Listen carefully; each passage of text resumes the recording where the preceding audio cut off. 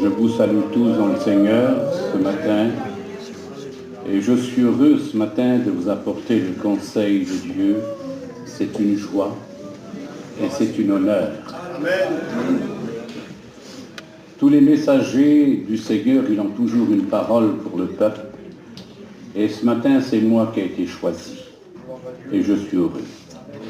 Vous savez, j'ai l'habitude de dire, et je le dis toujours, que je ne vous parlerai pas de la grande tribulation, car je n'ai pas la capacité de le faire, mais je vais vous dire une chose ce matin pour vous encourager. Le chrétien, la chrétienne qui marche fidèlement avec Dieu ne passera pas par la grande tribulation. Mes frères et sœurs, le jour où nous avons donné notre vie à Dieu, nous avons déclaré la guerre à un ennemi redoutable qui est Satan. Et à l'heure actuelle où nous vivons, Satan il est en train de jouer ses dernières cartes. Et croyez-moi qu'il essaye par tous les moyens de détruire les enfants du Seigneur. Vous savez, vendredi, j'ai parlé de Satan, j'ai parlé de son origine, j'ai parlé de sa chute, et j'ai parlé de ce qu'il fait actuellement dans les églises. Mais ce matin, je vais vous parler comment on peut le combattre. Parce que trop d'hommes, trop de femmes baissent les bras et ils ont peur. Et pourtant, la parole de Dieu nous avertit et elle nous met en garde au sujet des pièges de l'ennemi. Regardez ce qui est dit dans Éphésiens chapitre 5 au verset 15. L'apôtre nous met en garde. Il dit, faites donc bien attention dont vous conduisez. Ne vous comportez pas comme des fous, des insensés, mais comme des sages. Rajetez le temps, car les jours que nous vivons sont mauvais. Les jours que nous vivons sont mauvais. C'est à nous ce matin, plus que jamais, d'être sur nos gardes. Alors, pour mieux comprendre le message de la parole de Dieu, j'ai pris l'exemple d'un homme, vous le connaissez. Et vous savez, la bataille la plus célèbre qui a été dans l'Ancien Testament n'a pas été livrée par deux armées, mais par deux hommes. Le jour où vous avez donné votre vie à Dieu, comme je vous ai dit, vous avez déclaré la guerre à un ennemi qui est Satan, et vous avez besoin de le combattre. Vous êtes seul pour le combattre. Oh, c'est vrai, il y a tous nos frères et sœurs qui sont là. Mais David, il était seul pour combattre Goliath. Mais avant de me tarder, avant de regarder de plus près de ce terrible duel, j'aimerais m'attarder sur une chose qui s'est passée avant la bataille, pour mieux que vous compreniez le message de Dieu, et de quelle façon David a pu combattre l'ennemi. C'est un exemple pour nous que vous ne pouvez pas vous imaginer. Vous connaissez l'histoire de la parole de Dieu comme moi. Vous savez, un jour, l'Éternel avait choisi un roi, c'était Saül. Il était choisi parmi tout le peuple de l'Éternel. Puis un jour, Saül a déplu à l'Éternel. Alors la Bible nous dit que Samuel pleurait contre Saül, il se lamentait. L'Éternel va lui dire, cela se trouve dans 1 Samuel, chapitre 16, au verset 1. L'Éternel dit à Samuel, quand cesserais-tu de pleurer sur Saül, car moi je l'ai rejeté. L'Éternel lui dit maintenant, prends ta corne d'huile et va chez Ésaïe, car j'ai vu un homme selon mon cœur. La Bible nous dit, lorsqu'il arriva chez Ésaïe, la Bible nous dit qu'il regarde et qu'il voit un homme extraordinaire. Cet homme s'appelait Eliab. Il avait toute la corpulence pour devenir le futur roi d'Israël. Dès que Samuel l'a vu, il a dit, voici le futur roi d'Israël. C'est un homme remarquable. Il avait la carrure, un homme de classe, un homme de valeur, un homme extraordinaire. Pour lui, il ne se trompait pas. C'était lui l'homme de la situation. Mais regardez ce qui se passe. Le plan de Dieu, ce n'est pas notre plan à nous. Comment Dieu travaille avec nous et de quelle façon qu'il fait avec nous. L'Éternel dit à Samuel, ne prends pas garde à son apparence, ni à la hauteur de sa taille, car moi, je l'ai rejeté. C'est pas celui-là que j'ai choisi. Pourtant, il avait tout pour être le futur roi d'Israël. Vous savez, en réalité, nous les hommes, nous regardons ce qui frappe les yeux. Mais le Dieu que je sers, le Dieu que vous servez, lui, il regarde au cœur. Il connaît chacun d'entre nous ce matin. Il connaît la plus petite pensée de notre cœur. Je ne sais pas de quelle façon vous êtes rentrés, mais lui sait tout. Et il connaît tout. Samuel dit à Isaïe, la Bible nous dit que les sept fils de Samuel vont passer devant lui, d'Isaïe vont passer devant Samuel. Alors Samuel va lui dire, mais qu'est-ce qui se passe? L'Éternel l'a choisi au cœur. Alors Samuel va lui dire, mais il n'y a pas un autre fils? Ce n'est pas normal, l'Éternel m'a envoyé ici. Regardez, le Père lui-même avait oublié son fils. Il n'aurait jamais pu imaginer que ce jeune homme aurait été l'instrument de Dieu. Il dit, oui, je n'ai un, mais il garde mes brebis. Mais celui-là, c'est impossible. Il est trop jeune. Il ne peut pas être au service de l'Éternel, il ne peut pas être le roi d'Israël, il n'a pas la corpulence, il n'a rien du tout. C'est un jeune enfant. Et Samuel lui dit, va me le chercher. Je ne commencerai pas la cérémonie sans que ce jeune homme soit ici. Et la Bible nous dit que dès que le jeune homme va arriver, dès qu'il va arriver, l'Éternel lui dit, voici l'homme que j'ai choisi. Quelle richesse. Oh, pourtant, il n'avait pas une belle apparence. Ce n'était pas un top modèle comme son frère Eliab. Non, il avait une habit de brebis. Il gardait les brebis de son père, différemment des autres. Mais c'était lui que Dieu avait choisi. Amen. Je vais vous dire une chose pour vous encourager ce matin. Vous savez que ce n'est pas vous qui avez choisi Dieu. Dans Jean chapitre 15 au verset 16, le Seigneur dit, c'est pas vous qui m'avez choisi, mais moi je vous ai choisi. Amen. Le jour où Dieu nous a choisis, il avait un plan pour chacun d'entre nous. Et il a un plan pour chacun d'entre nous. Et vous allez voir en travers ce message, de quelle façon Dieu s'y prend. Et de quelle façon Dieu veut travailler avec nous. Le voilà l'homme que j'ai choisi. Il prend la corbeille, il le consacra au milieu de ses frères. Il y avait Eliab qui était là, il y avait ses 6 frères, et David s'est mis à genoux devant eux. Et Samuel l'a oint pour devenir roi d'Israël. Et nous allons voir un peu plus loin. Pourquoi que l'Éternel n'a pas choisi Eliab? L'Éternel ne se trompe jamais. Il ne peut pas se tromper.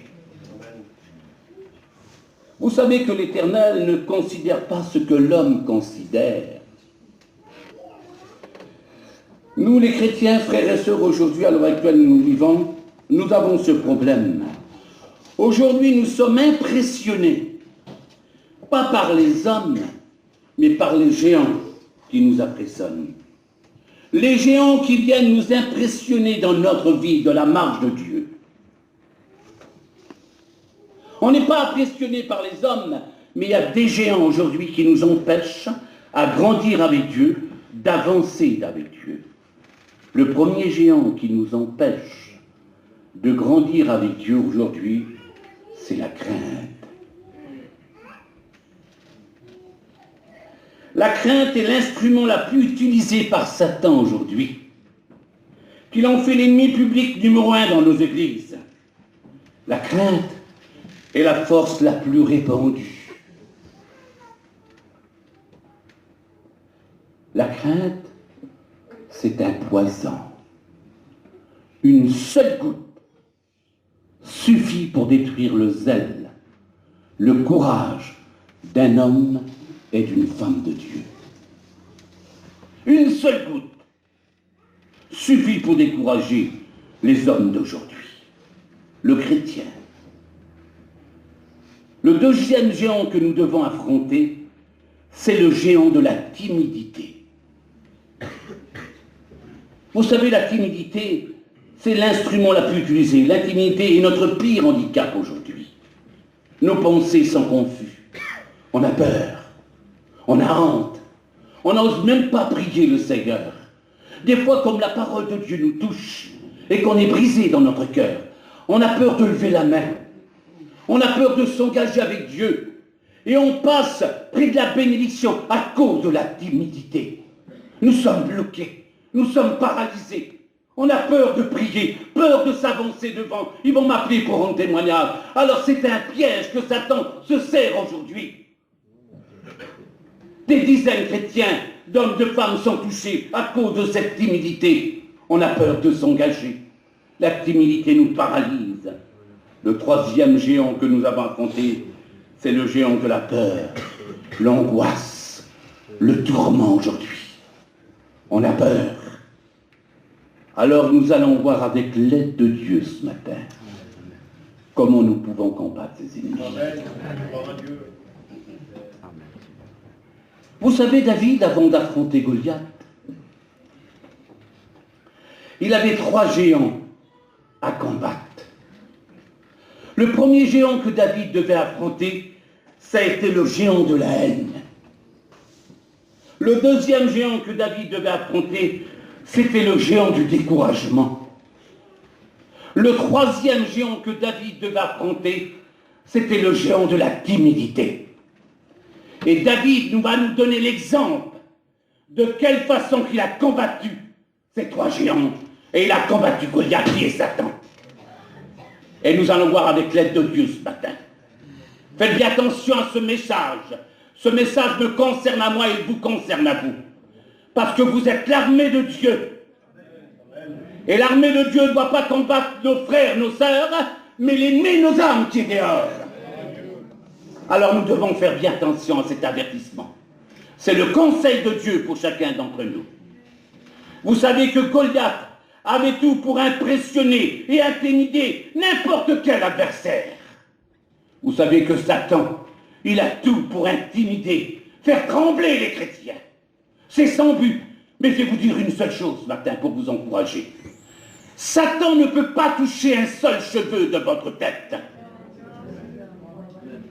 Un chrétien ne doit pas avoir peur de Satan. Parce que c'est Satan qui tremble de vous. Parce que vous avez l'Esprit de Dieu dans votre cœur. Il vous fait croire des mensonges. Il vous fait croire que vous êtes à terre. Ne le croyez pas. Nous sommes des vainqueurs. Et l'armée de Dieu doit combattre l'ennemi. Et nous allons voir de quelle façon qu'il a fait David. David n'avait pas la même vision que Saül et toute l'armée de Dieu. David avait la capacité d'avoir la vision de Dieu. Si bien qu'il n'était ni impressionné, ni intimidé, car quelle que soit la taille de ce géant, le Seigneur était plus grand. Quelle beauté! Alors examinons le champ de bataille, pour mieux comprendre le message. Un jour, les Philistins se rangeaient bataille pour faire la guerre au peuple de Dieu. La Bible nous dit qu'il y avait une vallée. Les Philistins étaient sur une montagne et le peuple de Dieu était de l'autre côté de la montagne. Ils devaient s'affronter. Oh, Saül, il partait en guerre et il avait tout de suite la victoire. Mais là, il va se passer quelque chose que Saül n'aurait jamais pu imaginer. Pourtant, il était prêt à combattre. Il était sur le champ de bataille. Oh, il aurait dû avoir la victoire. victoire. Mais la Bible nous dit qu'il va avoir un découragement dans son cœur.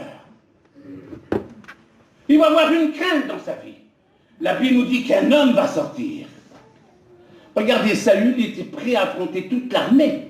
Il était en guerre, prêt à l'affronter. Un homme va sortir. Il se nomme Goliath. Cet homme, il va sortir de l'armée des Philistins et il va s'avancer devant l'armée de l'Éternel. La Bible nous dit que cet homme va mesurer 3 mètres. Il avait une cuirasse qui pesait 100 kilos. Représentez-vous ce spectacle impressionnant. Il était terrifiant de voir cet homme. Personne ne pouvait l'affronter. Personne. Regardez encore de plus qu'est-ce qu'il va faire, Goliath. Voyons l'armée de Dieu qui tremblait de peur et de crainte. La Bible nous dit qu'il va lancer un défi à l'armée de l'Éternel. Il va lancer ce défi pour essayer de mettre plus la crainte, la peur dans le cœur des hommes et dans le cœur de Saül, le roi d'Israël. Il va dire, envoyez-moi un homme qui combat avec moi. Si cet homme me tue, nous serons vos esclaves. Mais si c'est moi je le tue, vous serez nos esclaves. Oh, Goliath ne l'a pas lancé une seule fois, son défi. Pendant 40 jours, 40 nuits.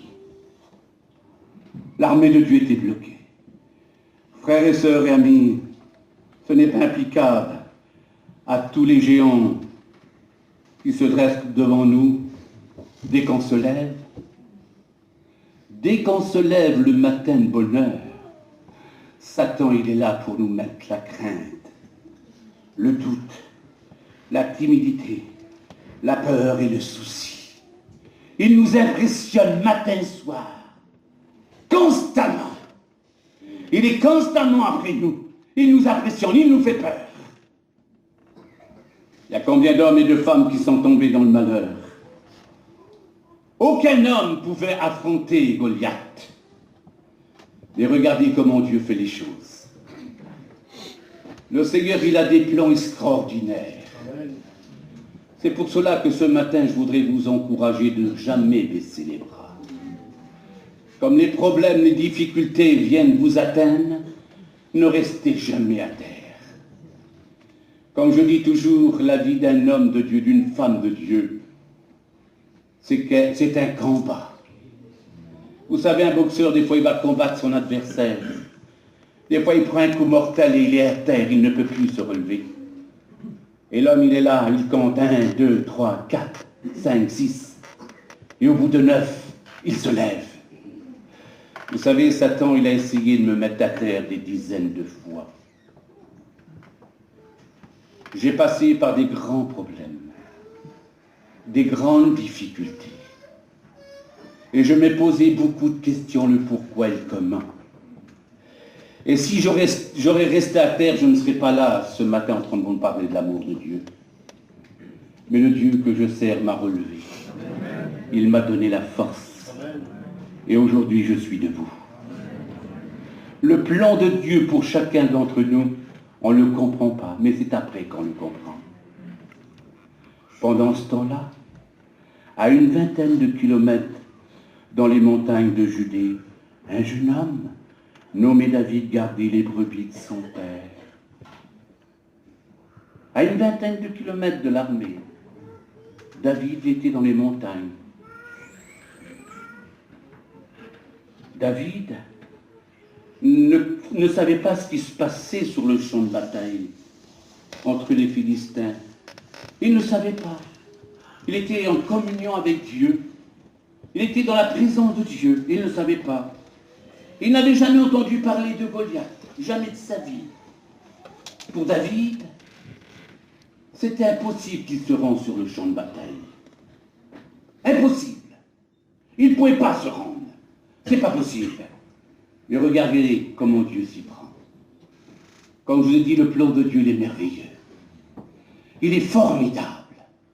Même quand on pleure, même quand on souffre, laissez faire Dieu. Vous verrez, vous aurez la victoire.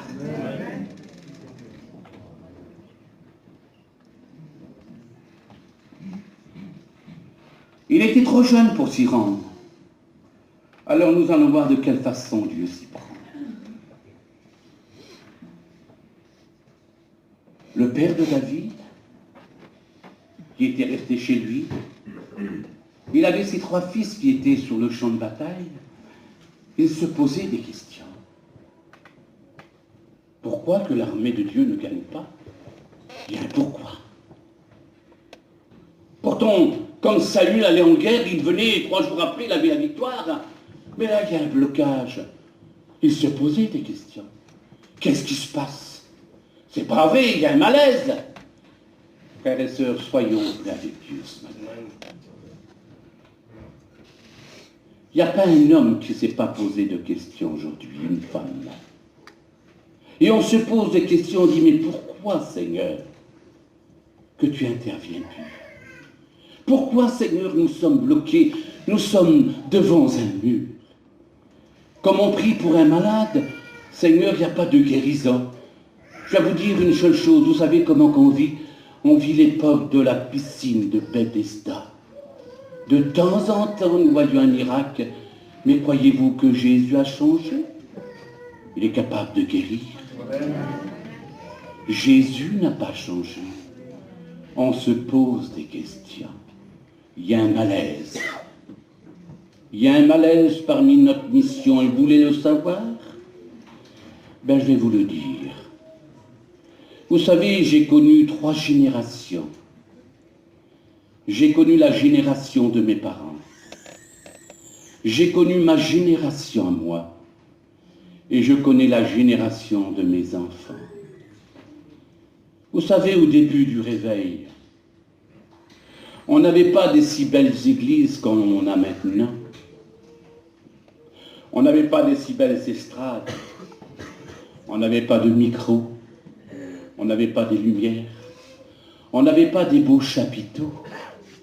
On n'avait pas une doctrine comme on a maintenant, merci Seigneur, pour de tels hommes qui nous instruisent.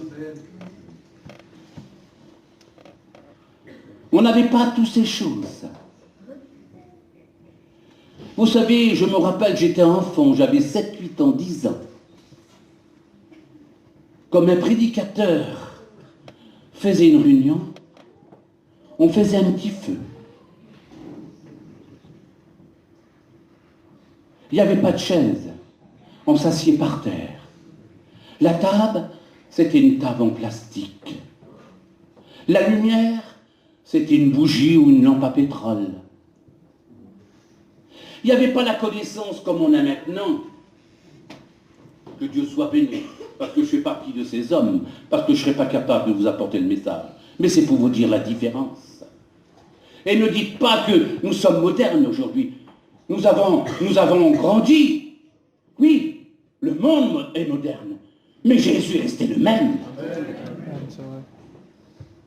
On n'avait pas une connaissance comme on a maintenant. On n'avait pas des écrits comme on a maintenant. L'homme qui prêchait la parole de Dieu, c'est tout juste s'il savait lire.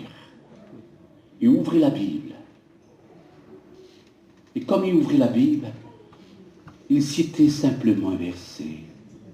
Car Dieu a tant aimé le monde, qui a donné son Fils unique, afin que quiconque croit en lui ne périsse point, mais qui ait la vie éternelle.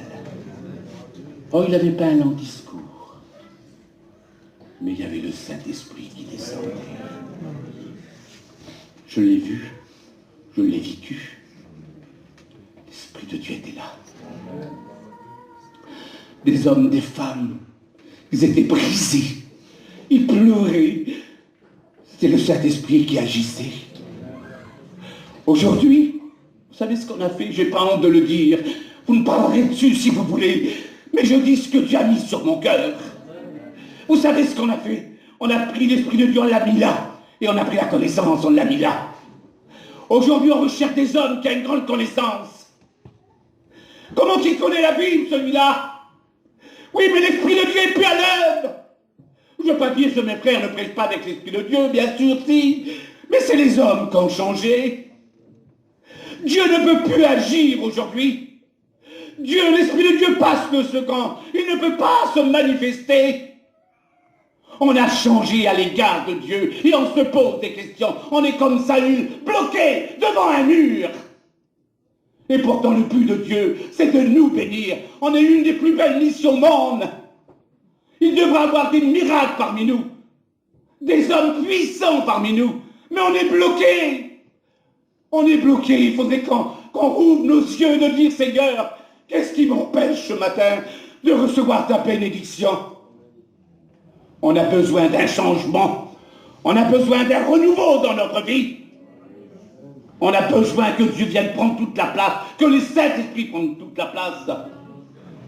C'est ça qu'on a besoin.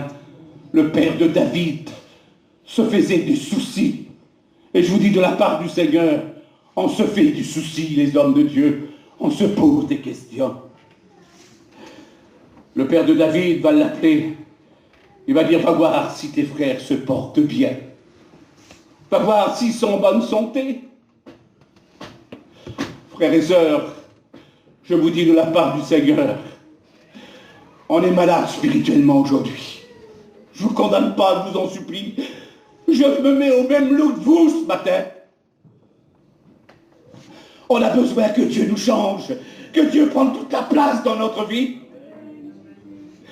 Ce matin-là, pour David et Goliath, le soleil se levait comme les autres jours. C'est souvent ainsi que les choses se passent, frères et sœurs. Je ne sais pas de quelle façon tu t'es levé ce matin. Peut-être levé avec une tristesse, une angoisse dans ton cœur.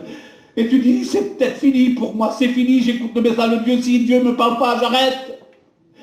Mais ce matin, c'est ton jour à toi. C'est le jour de victoire. Le jour d'honneur pour toi. Parce que Dieu veut combattre avec toi.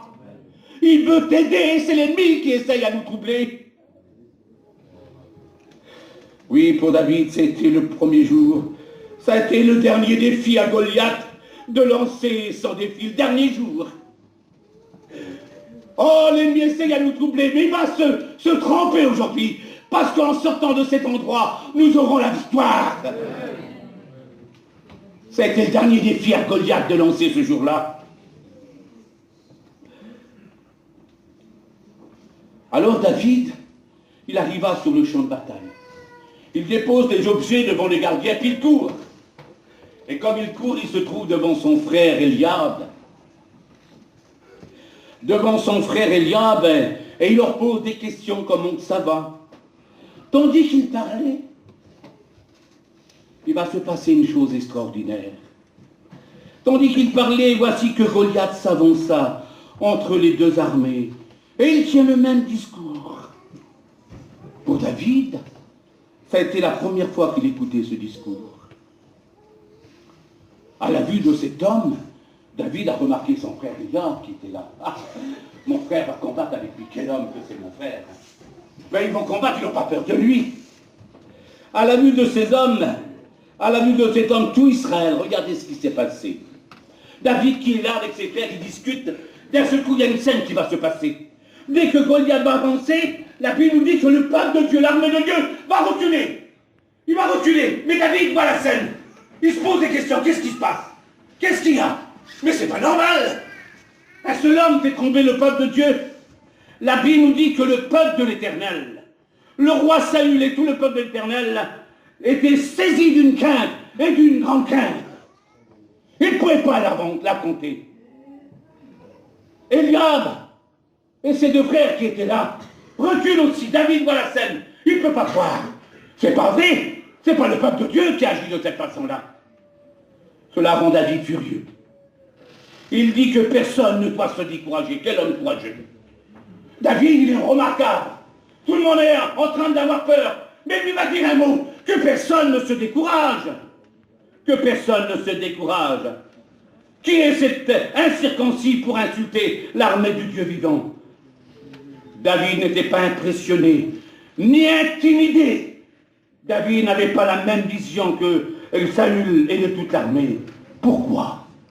Pourquoi que Goliath ne faisait pas peur à David? Bien, pourquoi? C'est pas normal ça. Il est le seul homme, un enfant n'a pas peur de lui. Et nous allons voir le pourquoi et comment.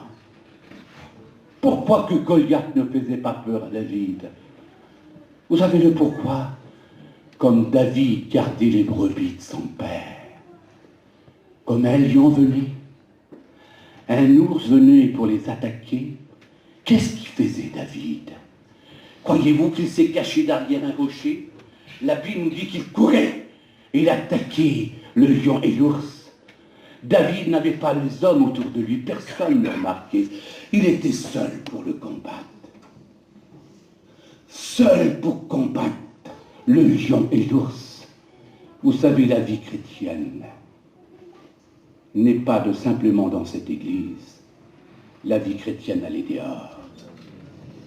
Comme nous sommes seuls devant nos géants qui nous assèlent, comme l'ennemi essaye à nous troubler, comme l'ennemi essaye à nous tremper, comme nous sommes seuls dans le commerce, seuls dans un endroit, et que là nous sommes tentés par les choses de la vie, et qu'on est prêt à chuter, et Satan parle à nos oreilles, et qui dit « Ah, tu peux le faire ». Ce n'est pas bien méchant, tu es seul, toi personne te regarde, personne te remarque. Vas-y, tu es libre. L'homme de Dieu et la femme de Dieu combattent seuls. C'est là qu'on voit l'homme de Dieu et la femme de Dieu. David n'avait pas peur de Goliath parce qu'il a combattu seul. J'ai pris l'exemple de Jésus. Vous savez, comme Jésus a été baptisé, il est parti dans le désert. Et là, dans le désert, la Bible dit que Jésus avait faim. Il était seul. Satan savait qu'il avait faim. Il l'avait remarqué. Il va lui poser la question. Il va lui dire, ordonne à ces pierres de devenir du pain. Soyons vrais ce matin, ne trompons pas. Quelle faim que nous avons. Beaucoup de chrétiens ont faim, ont soif des choses de la vie aujourd'hui. Ils sont comme Isaïe, comme il est revenu des champs. Il a senti une odeur qui l'a attiré. Aujourd'hui, nous sommes attirés par cette l'odeur du monde. On a faim et soif de posséder, d'avoir. Qu'est-ce qu'il a dit, Jésus, à Satan? Il a dit, l'homme ne vivra pas de pain seulement, mais de toute parole qui sort de la bouche de Dieu. Comme Jésus était seul, il l'a mis sur les hautes montagnes. Et il lui a fait voir tous ses royaumes. Comme il lui a fait voir ses royaumes, il lui a dit, toi, ces royaumes, ces richesses, si tu te prosternes devant moi et m'adores, je te les donnerai. Frères et sœurs et amis, le monde nous attire. Le bien-être nous attire aujourd'hui. Quand je vous ai parlé tout à l'heure, on ne vivait pas comme on vit maintenant. Nos parents vivaient complètement pour le Seigneur. Les choses de la vie ne leur intéressaient pas. Vous savez, j'étais jeune, j'allais chiner pour les prédicateurs. J'allais chiner pour Carotte, pour Payan. Je leur donnais de l'argent. Je chinais les paillassons, je leur donnais. J'étais fier. Je vous dis de la part du Seigneur, les richesses ne nous intéressaient pas. Je ne suis pas contre celui qui réussit, que Dieu le bénisse, mais aujourd'hui le bien-être a pris trop de place. Le matériel a pris trop de place. On dit qu'on n'a pas d'idole. Il ne faut pas se tromper, frères et sœurs. Satan nous trompe. On n'a pas d'idole. Notre matériel, c'est notre idole. On n'a même plus le droit de monter dans les campings aujourd'hui. Vous savez, j'ai élevé 5 enfants. Je me rappelle, j'avais le camping. On faisait le manger dans le four de la camping. On mangeait dans le camping. Mais aujourd'hui, on achète des campings, c'est pour les autres, c'est pas pour nous. On n'a même plus le droit de monter, même plus le droit de s'allonger dans un lit. On n'a pas d'idole. On n'a pas d'idole. Le monde nous intéresse. Dieu passe le second dans notre vie. Si un enfant fait une bosse dans un camping, c'est tout juste si on ne peut pas le tuer. On le surveille, on le garde, on les met dans du coton. Mais si on serait plus sérieux de notre salut, pour l'œuvre de Dieu, on serait des hommes et des femmes remplis de la présence de Dieu. Mais aujourd'hui, le monde nous intéresse. Les richesses du monde nous intéressent. Ce sont nos idoles. Les billets de banque, c'est nos idoles. Si je vous le dis, ce n'est pas une condamnation, c'est un avertissement. Prenons garde, car nous sommes à la fin. Toutes ces choses d'avant disparaissent. Ça n'a pas de valeur. Pas de valeur aux yeux de Dieu. C'est des choses qui vont disparaître. Mais la chose qui a de la valeur, c'est dans le ciel. C'est là qu'on doit se préparer une place. Et que notre place soit vraie avec Dieu. Oh, je ne dis pas d'être sale, de casser nos affaires, non. Je suis comme vous, j'aime bien avoir les affaires propres. Mais il y en a assez de l'abus. Il y en a assez de l'abus. Je vous en supplie, arrêtons-nous. Regardons les choses en face. Nous sommes devant des faits qui nous blessent, qui nous fait du mal. Qu'est-ce qu'il a dit, Jésus, à Satan? Il a dit, tu adoreras le Seigneur ton Dieu. Amen. Voici la personne qu'on doit adorer, le Seigneur.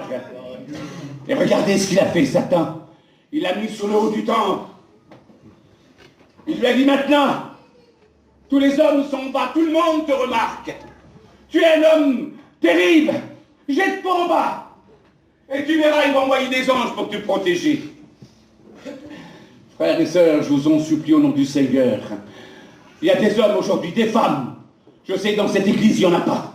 Des hommes et des femmes qui se croient supérieurs aux autres. Et qui aiment vu des hommes. C'est moi un tel. Quel homme que je suis. Quel homme de Dieu, quelle femme de Dieu, quelle prière que j'ai.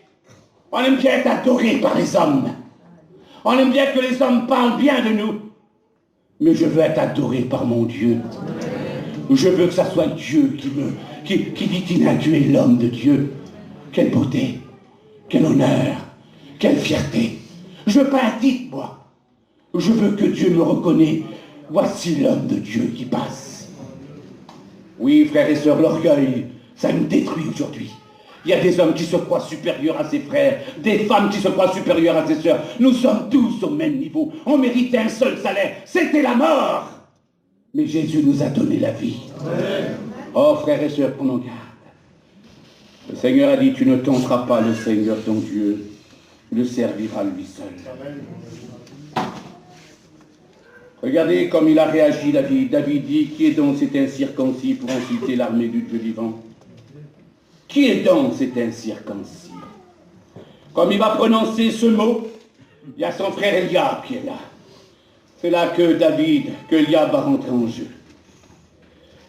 Il y a des mois que David a été choisi pour qu'il devienne roi d'Israël. Il y a des mois. C'est là qu'Eliab rentre en jeu. Et nous allons voir pourquoi que l'Éternel ne l'a pas choisi. Il y a un pourquoi. N'oubliez pas que c'était Eliab, le fils aîné. Normalement, c'était lui qui aurait dû être le roi d'Israël. Mais Dieu ne l'a pas choisi. L'Éternel, lui, c'est pas celui-là. Il a vu son petit frère David choisir à sa place. Il l'a vu choisir. La haine était dans son cœur, ça ne se voyait pas. Il était dans la maison de son père, il avait caché cette haine. La haine, il l'a ruminée dans son cœur. Il la nourrissée dans son cœur. Il avait de la haine. Alors, comme David arriva sur le champ de bataille et qu'il propose ces choses, il se souvient de cet épisode, qu'il a été choisi à sa place. Il avait de la haine depuis longtemps. Et là, il va se dévoiler. Il va se dévoiler devant tous ces hommes. Eliab va l'entendre parler de cette façon, il va lui dire qu'il est en colère contre lui. Il va l'abaisser, humilier. Il va dire, à qui as-tu laissé ton petit troupeau? Regardez ce qu'il va lui dire, Eliab. Il lui dit, je connais ton orgueil. Que le haine qu'il avait contre son frère. Je connais ton orgueil et la malice de ton cœur. C'est pour voir la bataille que tu es descendu. Le jeune David, il est là, il ne comprend pas, il ne sait même pas ce qui se passe. Son frère qu'il adorait, il avait de la haine contre lui. Mais pour qui tu te prends, petit? Mais pour qui tu te prends? Tu es jeune David, tu gardes les brebis de mon père. Normalement, tu n'aurais pas dû être là, toi. C'est pas ta place. Je connais ton orgueil, mais en réalité, Eliab sait que David n'est pas orgueilleux. Il sait qu'il n'est pas orgueilleux, car il était là comme l'Éternel l'avait choisi. Il était là comme l'Éternel l'avait choisi, et il a vu de quelle façon David a agi. Le jour où Samuel l'avait oint pour devenir roi, David n'a pas pris un cheval, il n'a pas parcouru tout le pays d'Israël en voulant dire « C'est moi le futur roi d'Israël !» Eliab l'aurait fait, mais pas David. Qu'est-ce qu'il a fait, David? La Bible nous dit qu'il est reparti dans la montagne. Quelle beauté, Seigneur! Il a gardé les brebis de son père. Et il a attendu que ce soit Dieu qui prend les choses en main. N'allons pas plus vite que Dieu. Dieu a un plan pour chacun d'entre nous.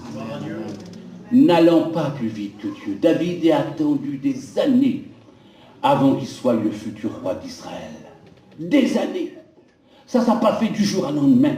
Alors il le traite d'espèce d'orgueilleux. Je connais la malice de ton cœur. C'est pour voir la bataille que tu es là. David ne répond pas. Je te connais, petit prétentieux, espèce de vaurien. Quelle humiliation. Quelle audace. Il se révolte contre son frère. C'est pour être vu dans la bataille. Et tu veux prendre ta place, David. Ça y est, tu veux te faire voir. Tu veux devenir roi. David dit à son frère, il aurait pu se révolter. Regardez quel exemple qu'il nous donne. David aurait pu se révolter. Il dit à son frère, je fais que m'informer. Maintenant, mon frère, occupons-nous des choses sérieuses. Le géant, il est dehors. L'ennemi de nos âmes, il est dehors. Nous n'avons pas à combattre contre nos frères et nos sœurs.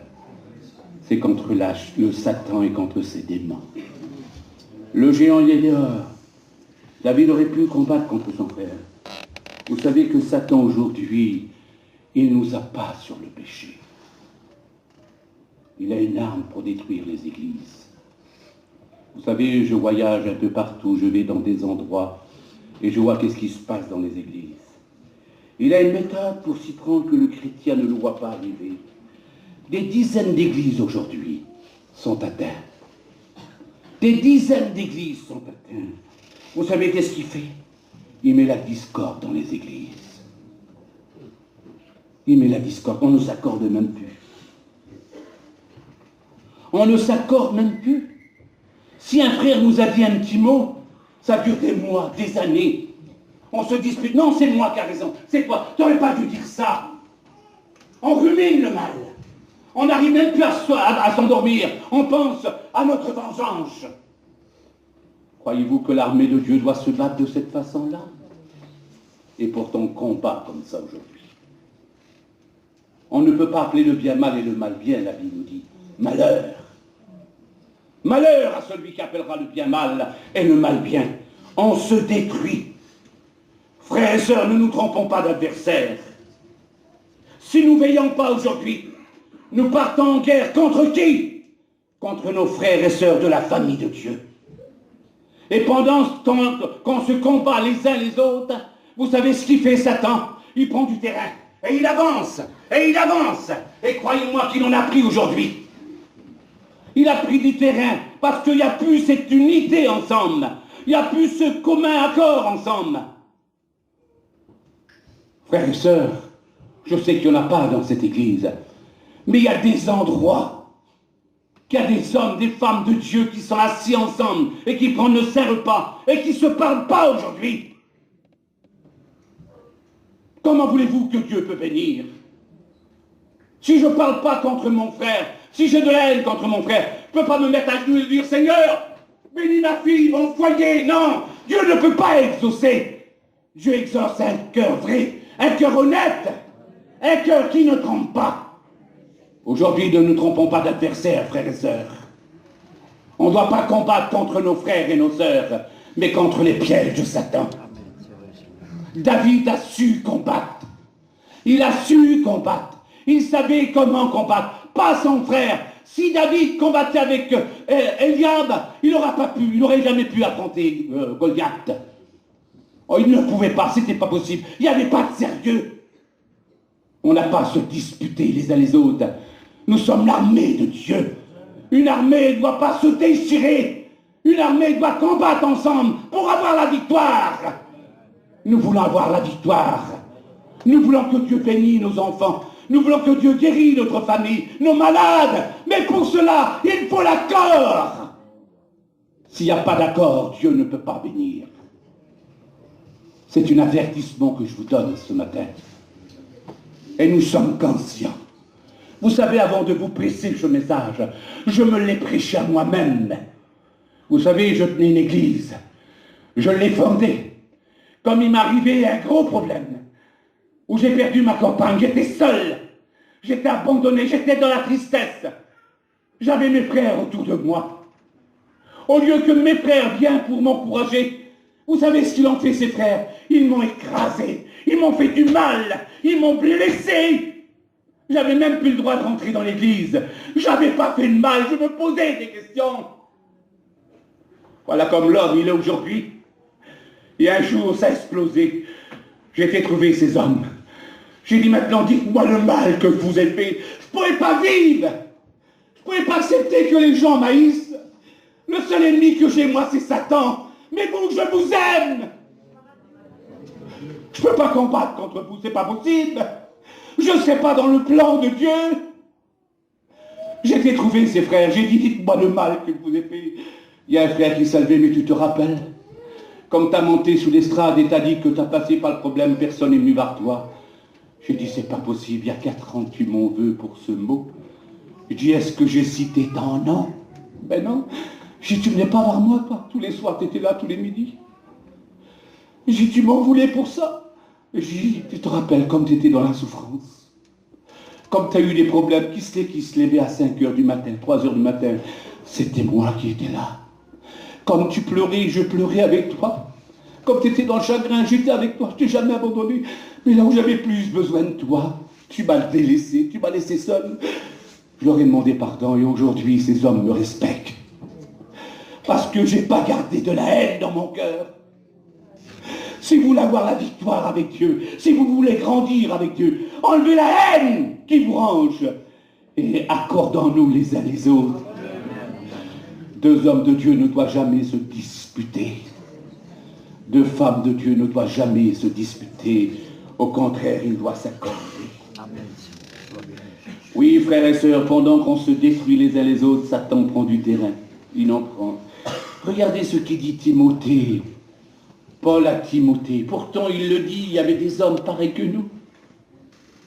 Dans 2 Timothée, chapitre 14, chapitre 2, verset 14, il dit, rappelle cette vérité aux croyants en les suppliant devant le Seigneur de ne pas se livrer à la dispute. Supplier. Si l'apôtre avertit Timothée, c'est parce qu'il y avait des gens comme ça. À se disputer, elle ne sert à rien si ce n'est qu'à la ruine de ceux qui l'écoutent. Si moi, le frère David, on se dispute, il n'y a pas que moi qui n'en prends un coup. Ma famille n'en prend un coup. L'Église n'en prend un coup. Et ça fait de l'amertume, mais ça part, ça rentre dans tous les rangs. T'as vu ce qu'il a fait l'autre là-bas? Il a dit ça, il a blessé celui-là. Vous savez, ces petits téléphones-là, c'est le diable. Pardonne-moi, Seigneur, de dire ça. Dès qu'un frère tombe dans le malheur, ou une sœur, l'autre va vers vous dire, toi, je te dis ça. Toi, le frère, il a tombé là-bas, il a fait ça et ça. Surtout, dis-le pas à personne. Hein. Je te le dis à toi. On tourne le regard, le talent, au téléphone. T'as vu? Va te dire quelque chose. Ne dis-le pas. Hein. Un tel, il a fait ça, ça et ça et ça. Et ça se propage. Et ça se propage. Et Satan se réjouit. Et croyez-moi, ça fait du mal. Ça fait du mal. On se détruit sans s'en apercevoir. Dès qu'un frère nous parle d'un autre frère, vous savez qu'est-ce qu'on devrait faire? On devrait le prendre par le cou. Viens, mon frère. On va se mettre tous les deux à genoux. Et on va prier pour cette personne. C'est comme ça que Dieu nous veut. C'est comme ça que Dieu nous veut. la ruine ceux qui l'écoutent. Encore 2 Timothée chapitre 2 verset 16. Évite les discussions vaines et profanes. Ceux qui les tiennent avancent toujours plus dans l'impiété, ce qui veut dire mépriser ses frères. Et leurs paroles rangent comme la gangrène. C'est comme le cancer qui détruit et qui fait du mal. Ça blesse, ça fait du mal. 2 Timothée chapitre 2 verset 23. Mais rejette les discussions inutiles. Tu sais qu'elles ne servent, provoquent des disputes. Un serviteur, une servante ne doit pas se disputer. Elle doit quoi? Supporter les critiques pour des égards. Supporter les critiques. Elle doit répondre avec colère, avec douceur, avec amour. Tu m'as fait du mal? Viens mon frère, ça fait rien. Je t'aime quand même. Voilà les réponses de l'homme et de la femme de Dieu. Il est dit dans Éphésiens chapitre 4, verset 1, en toute humilité et douceur, avec patience, supportez-vous les uns les autres avec amour, et vous affrontez, et vous efforcez-vous de conserver l'unité ensemble par l'Esprit Saint. C'est là que Dieu nous demande. Galates nous dit, portez les fardeaux les uns les autres, et vous accomplirez ainsi le plan de Dieu. Il est dit dans 1 Pierre chapitre 2 verset 1, débarrassez-vous donc de toute méchanceté, nous dit l'apôtre. Si ça a été écrit parce qu'il y avait des hommes qui agissaient comme ça, et à l'heure actuelle, je ne veux pas juger ni condamner, il y a des hommes, des femmes qui agissent comme ça. Dieu nous avertit ce matin. C'est à nous de prendre des décisions. Débarrassez-vous de toute méchanceté et de toute ruse, d'hypocrisie. Imaginez-vous ça. C'est pas possible, Seigneur. Pas dans l'Église. Si la Bible n'en parle, il y en a qui agissent comme ça. Évitez toute méchanceté, médisance. Voilà ce que l'apôtre nous demande. Voilà ce que l'apôtre nous demande. Rejetez les discussions inutiles et vaines qui provoquent des disputes. Voilà ce qui arrive, frères et sœurs. C'est à nous d'être sages. Mais là, David, il laisse son frère de côté. La scène va changer. Tout à coup, la scène va changer. David ne s'adresse plus à son frère. Il va trouver le roi, Saül. Et il va lui dire quelque chose. Il va dire au roi que personne ne se décourage. Personne ne doit se décourager. Moi, ton serviteur ira se battre avec lui. Saül le regarde. Pourtant, le seul homme qui pouvait affronter Goliath, c'était Saül. Mais il ne peut pas croire qu'un jeune homme vient le prouver avec ce courage. Il ne peut pas imaginer. Il le regarde. Mais c'est pas possible. Comment il m'abaisse, il me détruit ce garçon-là. Il veut aller combattre, mais moi je suis l'homme de guerre, je ne suis pas capable. Regardez ce qu'il va faire. Il va aller trouver cet homme. C'est là que le deuxième géant du découragement va arriver pour David. Et vous allez voir de quelle façon qu'il l'a combattu. Saül regarde David, il dit, enfin petit, tu ne fais pas le poids. Tu ne fais pas le poids. Tu es qu'un enfant. Quelle humiliation. Tu ne peux pas aller te battre avec lui. Lui, c'est un homme de guerre. Et toi, tu es un jeune homme. Regarde un peu, ouvre les cieux. Mais regarde devant toi. Mais regarde, qu'est-ce qui se passe? Tu sais bien que tu ne peux pas, David. Frères et sœurs, il y a un grand malaise aujourd'hui. Si je choque les gens, je m'en fous bien mal. Mais je l'ai sous le cœur, je le dis. Je dis ce que Dieu a mis sur mon cœur. Aujourd'hui, il y a un grand malaise. On a des étudiants qui sortent de l'école biblique. Des hommes que Dieu a choisis. Ils arrivent dans un endroit où il y a une église. Et ces hommes-là, ces jeunes étudiants, Dieu leur ouvre une porte pour aller prêcher l'évangile dans un endroit, dans une maison. Qu'est-ce qui se passe? Croyez-vous que les pasteurs de l'église l'encouragent? Je l'ai vécu. Je vous le dis parce que je l'ai vécu. J'ai tenu des églises pendant des années. Et j'avais des frères avec moi qui les combattaient. Qu'est-ce qu'on va dire à ce jeune homme? Mais arrête un peu. C'est pas ta contrée, c'est la mienne. Tu ne peux pas aller là-bas dans cette maison. Tu es en train de détruire mon église. Détrompez-vous. Parce que Dieu ne peut pas construire ici et détruire là. S'il rouvre une porte là, c'est pour remplir l'église. Et il y a des hommes qui ne voient plus le danger. Ils interdisent ces jeunes de s'engager pour Dieu. Ils sortent d'école publique, il faut les engager. C'est des hommes choisis de Dieu. Dieu a besoin d'eux. C'est eux le sujet de bénédiction. Je suis un homme âgé. Il y a des jeunes qui doivent me remplacer. Frères et sœurs, arrêtons pas l'œuvre de Dieu grandir.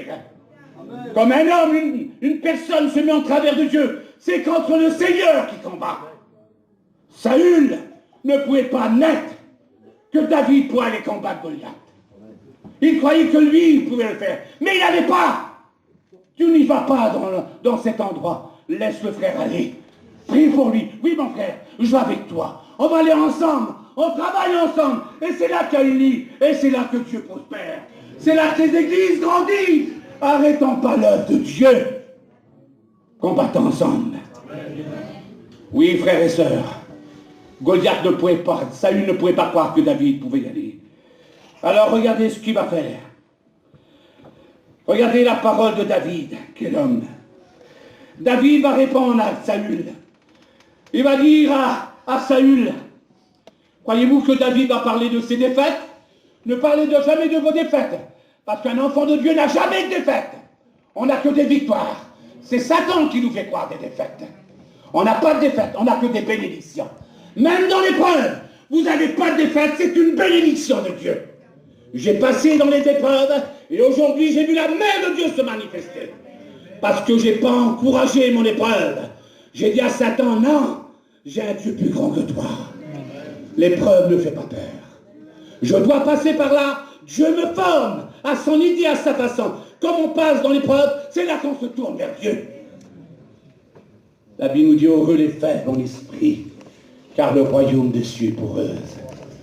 Comme nous se sont faibles, on a besoin de la présence de Dieu. David ne va pas dire ses défaites.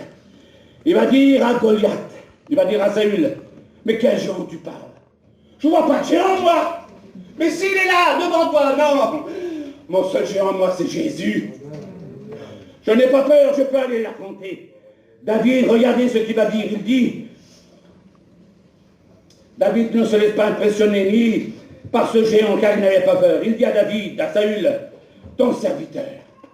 Attends, David, Saül, j'ai un témoignage à te rendre. Il faut le dire à Satan, hein.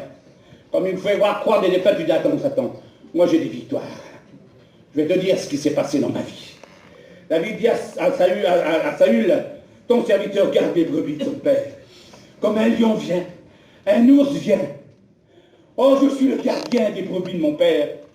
J'aime ces brebis. Je veux aucune qui périsse, parce qu'ils sont chers à ses yeux. Et il me les a confiés. Nous sommes les gardiens de nos frères et de nos sœurs, frères et sœurs.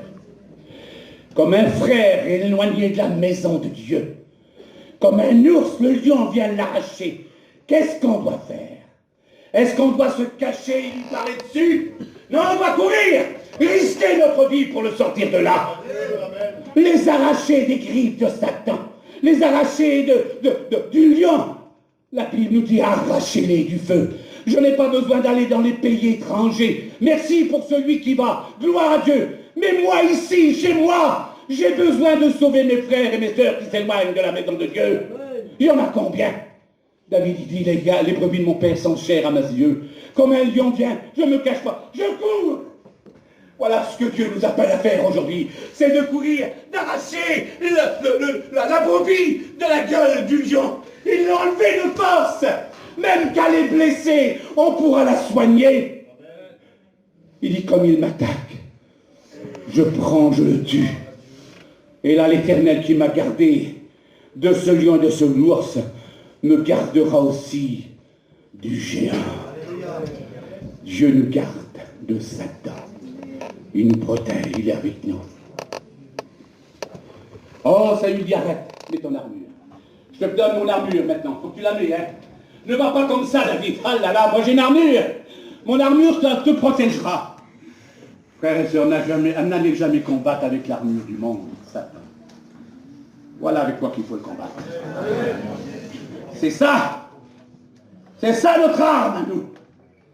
Ce n'est pas l'armure du monde qu'on veut, mais c'est l'armure de Dieu. Amen. La Bible nous dit que David va mettre cette armure. Il va marcher. Il sent qu'il a un poids. Il sent qu'il n'arrive plus à avancer. Il sait s'il va avec cette armure, c'est la défaite. Je ne sais pas combien de temps tu as un poids dans ton cœur. Ce matin, il serait bon de délaisser ce poids. De faire comme David. J'étouffe! Enlevez-moi ce poids. Qu'est-ce qu'il a fait, David? Il a enlevé ce poids. La Bible nous dit qu'il a fait une chose merveilleuse. Il est descendu au torrent. Comment qu'on se désaltère? C'est dans la présence de Dieu. Il a descendu. Il a regardé dans le torrent et il s'est mis à genoux. Il a prié à Dieu. Il a dit, mon Père, toi, je ne peux pas combattre. L'ennemi essaye à détruire ton peuple. Mais Seigneur, si tu me donnes la force, donne-moi combattre. Le Seigneur lui dit, choisis Saint-Pierre. C'est Saint-Pierre, c'est le nom de Jésus. David est remonté, il a affronté la timidité, la peur. Le géant était là, croyez-vous qu'il avait peur, il était timide? Enlevez la timidité de vos cœurs. Combattez contre l'ennemi. Allez de l'avant. Vous avez le pouvoir de le faire. Vous avez la force. La Bible nous dit que David va courir. Il va dire à ce géant, moi je vais te tuer. Pas toi, mais toute ton armée. Je donnerai votre corps aux oiseaux du ciel. David, il a combattu au nom de l'Éternel. Il a lancé la pierre de la foi. Vous avez la foi pour combattre l'ennemi. Et à l'atteindre dans le franc.